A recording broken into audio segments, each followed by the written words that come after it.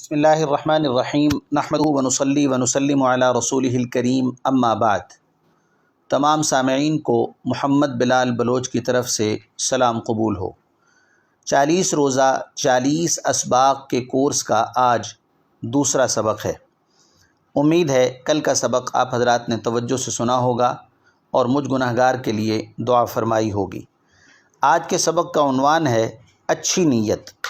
علماء محدثین و مفسرین فرماتے ہیں نیت کی صورت میں اللہ تعالیٰ نے اہل ایمان کو وہ نسخہ کیمیا عطا فرمایا ہے جس کے ذریعے ہر مسلمان ذرا سی توجہ سے مٹی کو بھی سونا بنا سکتا ہے۔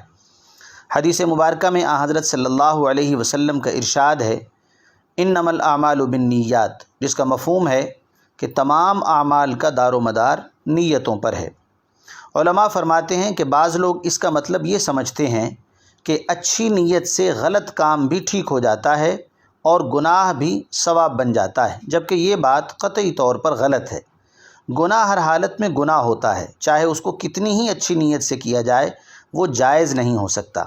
اس کی مثال یوں سمجھیے کہ کوئی شخص کسی کے گھر میں اس نیت سے چوری کرے کہ جو مال حاصل ہوگا وہ صدقہ کروں گا، اس کو اس کی اس نیت کی وجہ سے چوری کا گناہ کبھی معاف نہیں ہوگا۔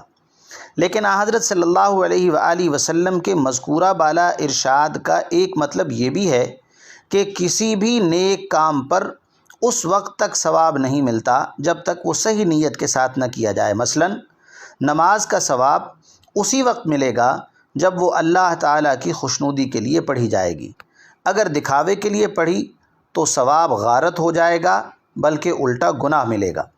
ایک اور مطلب علماء نے یہ بھی لکھا ہے جو یہاں بیان کرنا مقصود ہے کہ جتنے بھی مباح یا جائز کام ہیں ان کا اصل حکم تو یہ ہے کہ ان پر نہ ثواب ہوتا ہے نہ عذاب ہوتا ہے، لیکن اگر وہ جائز کام بھی اچھی نیت سے کیے جائیں تو وہ عبادت بن جاتے ہیں اور ان پر ثواب ملتا ہے۔ اس کی مثال یوں سمجھیے جیسے کھانا کھانا مباحات میں سے ہے، یعنی کھانا کھانے پر ثواب نہیں اور نہ کھانے پر کوئی گناہ نہیں ہے، لیکن اگر کوئی شخص کھانا اس نیت سے کھائے کہ اس کے ذریعے میرے جسم کو قوت حاصل ہوگی اور اس قوت کو اللہ تعالیٰ کی اطاعت میں صرف کروں گا تو یہ کھانا کھانا بھی باعث اجر و ثواب ہوگا۔ یا اس نیت سے کھانا کھائے کہ اللہ تعالیٰ نے میری ذات کا، میرے نفس کا مجھ پر حق رکھا ہے اور میں اس کی ادائیگی کے لیے کھانا کھاتا ہوں۔ یا کوئی شخص اس نیت سے کھانا کھائے کہ اس کھانے سے مجھے لذت اور راحت حاصل ہوگی، اس لذت اور راحت کو حاصل کرنے کے بعد میں دل سے اللہ تعالیٰ کا شکر گزار بندہ بنوں گا۔ ان نیتوں کے ساتھ کھانا کھانا بھی باعث ثواب اور باعث اجر ہو جائے گا۔ خلاصہ یہ ہوا کہ زندگی کا کوئی مباح کام ایسا نہیں ہے جس کو اچھی نیت کر کے عبادت اور موجب ثواب نہ بنایا جا سکتا ہو۔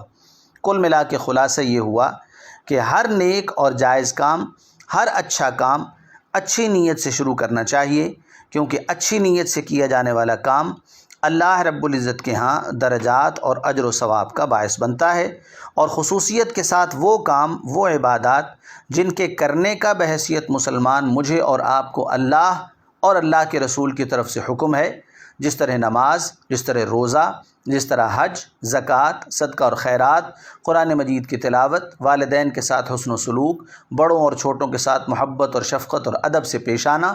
جب کوئی شخص ان تمام کاموں پر اپنی نیت کو اچھا کر لے گا تو انشاءاللہ العزیز اللہ سے قوی امید ہے کہ اللہ پاک اس عمل پر ڈھیروں اجر اور ثواب نصیب فرمائیں گے۔ آج کے لیے یہیں تک، امید ہے توجہ سے سماعت فرمائیں گے۔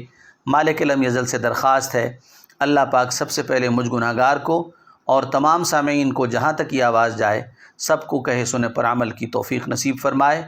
آپ کا مخلص محمد بلال بلوچ۔ السلام علیکم ورحمۃ اللہ وبرکاتہ۔